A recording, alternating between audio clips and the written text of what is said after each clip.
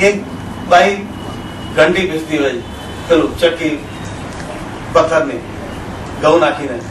હવે આ કબીરે જોયું ગલીમાંથી પસાર થતા હતા, એનો દીકરો હતો સાથે.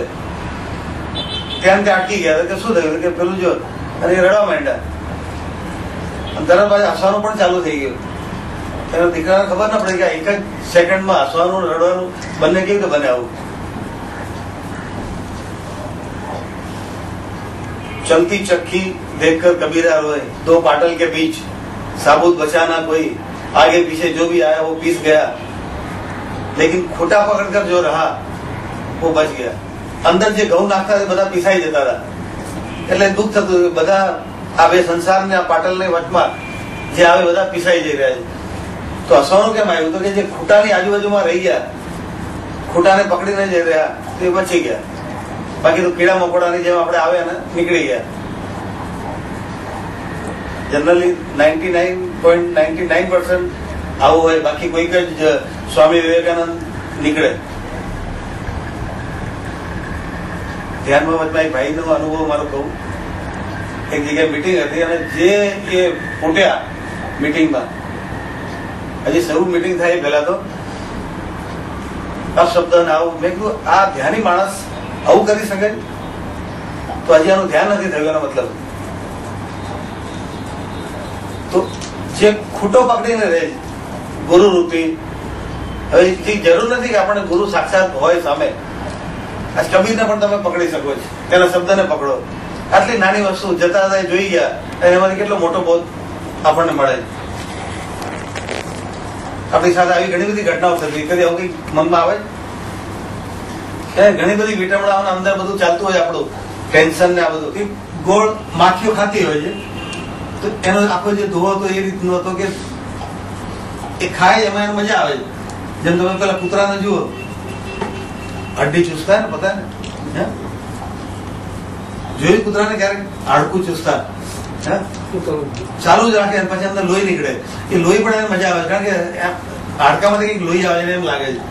પછી છેલ્લે થાકીને મૂકી દે, પછી એને ખબર પડે બધું છોલાઈ ગયું હતું. એ માખી પેલી જે બેઠી છે એની ઉપર હવે ધીમે ધીમે તડકો આવે છે.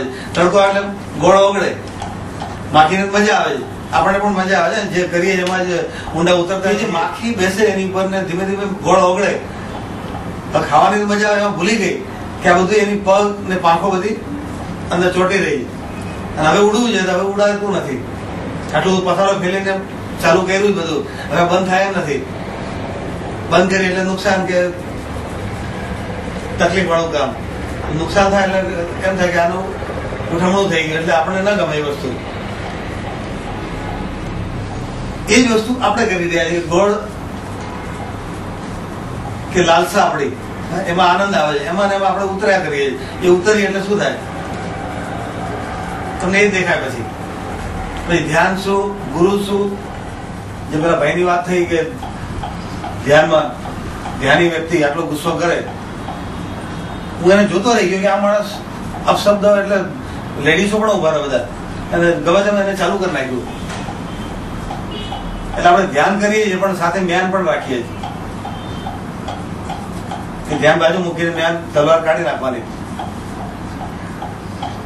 તૈયાર જ બેઠા હોય કે તો કમસે કમ આપણી લાલસા અને ઈચ્છાઓને દબાવવાની નથી, પણ પેલું કરો તો આ વસ્તુ તમે પામી શકો છો, એમાંથી જઈ શકો છો. જેમ જેમ લાલસા વધે આપણી, એની પાછળ શું આવે? આપણું અભિમાન. નિંદક આપણા બારણે હોવો જોઈએ. આ તો પેલું જંગલમાં ફરતા હોઈએ અને કેવું સરસ વાતાવરણ છે એમાં રહેતા હોઈએ, તો એનો મતલબ શું? એક ઠેસ વાગે ત્યારે આપણને ખબર પડે કે નહીં અહીંયા ઠેસ વાગી. તો વધારે પડતું ગુસ્સો આવવાનું કારણ આપણી કોઈ નિંદા કરે. અમારે ભગવાનની કૃપા છે,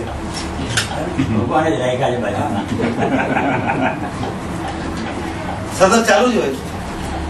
ત્યારે એમ થાય કે આપણી જ્ઞાન પકડવું કે ધ્યાન પકડી રાખવું, તો આપણે એને જીતવાનો મોકો શું કામ આપવો?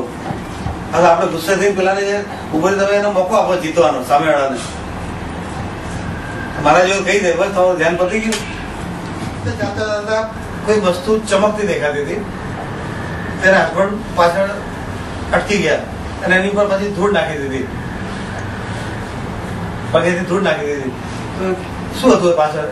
કંઈક સોના જેવું કે હજી પણ તમને પથ્થર ને સોનામાં ફેર લાગે?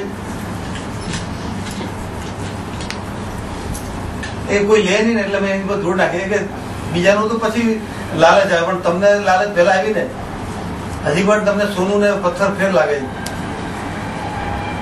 જયારે એક વસ્તુ આવી જાય કે આમાં કઈ નથી, બધી જે સરખી છે, એ આપણી ઈચ્છાઓની વાત થતી હતી.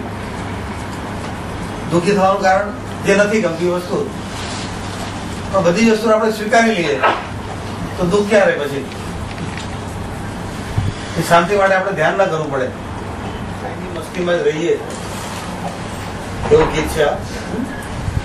और कहीं ना देखूं मैं मस्त रहूं मगन में, और कहीं ना देखूं मैं मस्त रहूं मगन में, और कहीं ना देखूं मैं मस्त रहूं मगन में, और कहीं ना देखूं मैं मस्त रहूं मगन में, मस्त रहूं मगन में तेरी लगन में, मस्त रहूं मगन में तेरी लगन में, और कहीं ना देखूं मैं मस्त रहूं मगन में, और कहीं ना देखूं मैं मस्त रहूं मगन में. हमारी नावड़ी ने उतारो